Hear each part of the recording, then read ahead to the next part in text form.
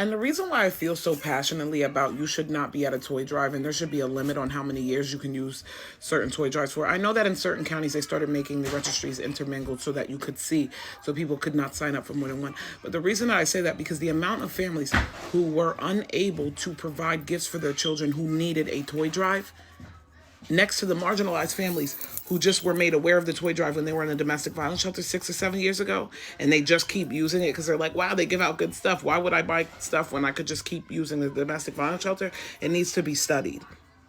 There's no reason why so many families, children who work, who whatever, went without gifts this year.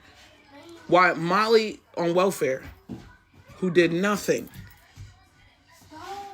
has habitually received toys for the last 6 years from JBWS or the domestic violence shelter. Why the fuck haven't you pulled it together yet?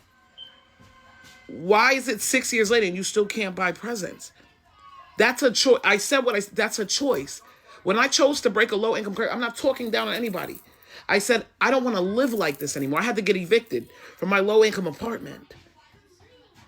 That's what lit the fire under my ass. And when I started paying market rent, and then when I moved out, I said, you know what? I'm going to do what the fuck I have to do so that I'm not perpetuating these cycles.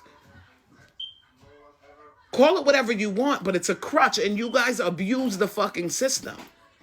You abuse it. Let somebody else have a chance. Do 1 year on, 1 year off. If you're like, all right, listen, it's no reason why you weren't able to buy presents for your kids. And this is for a certain demographic of people. This is not for everybody. Somebody else didn't get a chance to get gifts for their children because you decided that you were like, oh, I'm gonna hit up the shelter this year and see what they got for me. Not because you didn't have it, but because you've become dependent on that resource. Now, that's what I said.